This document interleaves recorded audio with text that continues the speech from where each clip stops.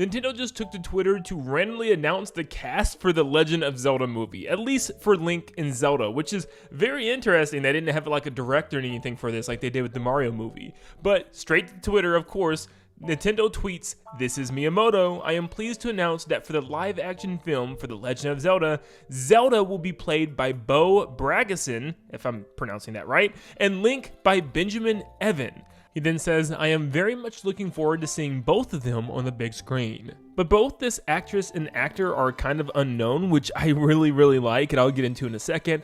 But for Bo, she is a 21-year-old English actress, which is pretty interesting. And as far as what she's been in, I really haven't heard of much of any of them. But once again, it's a good thing. I'll tell you why in a second. But Benjamin, believe it or not, is only 16. He's also an English actor, and the last movie that he was actually in that a lot of people will probably know is the 2022 Pinocchio movie, which, for better or worse, he was Pinocchio.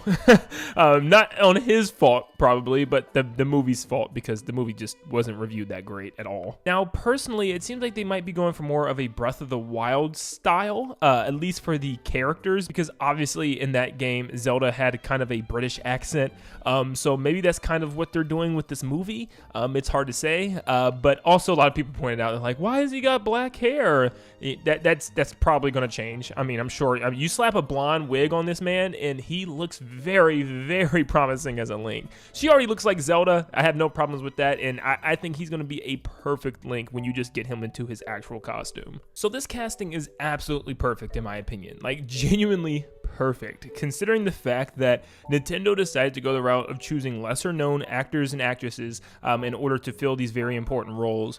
I love Nintendo for this, because I didn't want to see like Tom Holland or somebody as Link. I just wanted these characters to be new faces, never really heard of before actors and actresses, where they can actually build their reputation from this Zelda movie. So that actually really does make me happy. But as far as where they're going to go with this movie, that's kind of what I want to talk about next. Like, what is the story of this movie? Do they just pull from plot points of multiple different Zelda games? It's kind of hard to do that when so many of the Zelda games are so vastly different. Like, you can't just pull from plots of Twilight Princess because it's just such a wild story, or even Skyward Sword because it's an origin story. So you kind of got to choose more of one than the other.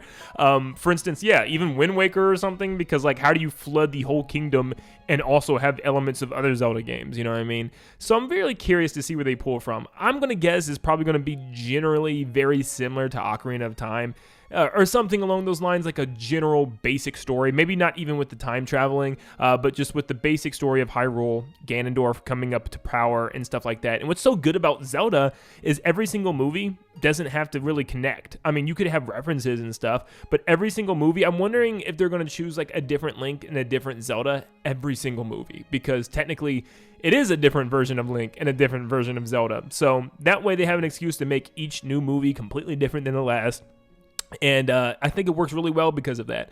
But what I'm hoping for personally is more of a Skyward Sword style of movie. I think would make me so happy. It's my favorite Zelda game, and it's my favorite Zelda game for a reason, mostly because of the story. The story is so beautiful. It's really a close love story between Link and Zelda, and almost childhood friends growing up together in a village in the sky with Skyloft. And I would love to see something like that, the formation of the kingdom and kind of how it all began. And I think that's something that I would literally love to see, like, you know, Demise take form and then eventually, you know, curse Link and Zelda, and we know in the future we're going to be getting Ganondorf because of that curse, and just seeing them interact, seeing Impa and also seeing Gyrahim, I think would be perfect.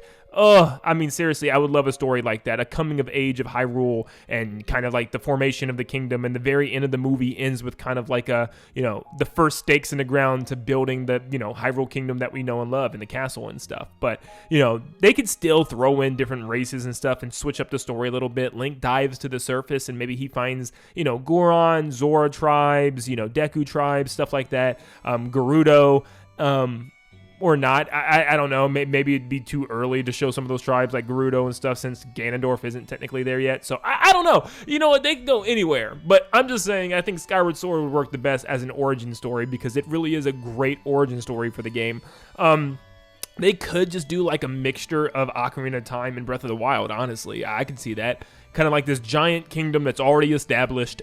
You already have all these races and civilizations of the Rito, the Zora, the Goron, the Gerudo, all located on their map in their regions. And you just have like a pretty much, you know, a modern day Ocarina of Time story where like Ganondorf bows to the king of Hyrule and, you know, he swears his allegiance, but then he overthrows the king and, you know, takes over the kingdom, and it's up to Link to get the job done. I don't know how they're going to tell the story of Link, you know, developing his skills as the true hero and getting the Master Sword, because in traditional Zelda, Link goes around doing dungeons.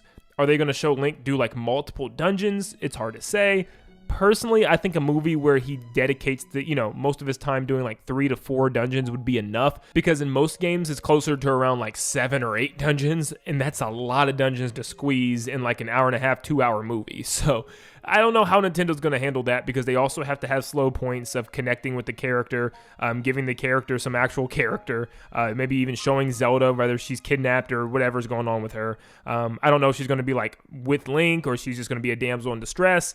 Who knows? I'm just more curious looking at what this movie is going to look like. We know it's being directed by Wes Ball, and he's made the Maze Runner trilogy and also Kingdom of the Planet of the Apes, which all of these, in my opinion, are great movies. Personally, Maze Runner has always been one of my favorite series of all time, so that immediately made me happy. I adore the Maze Runner movies, so that's why I have my trust in him, simply due to those movies alone.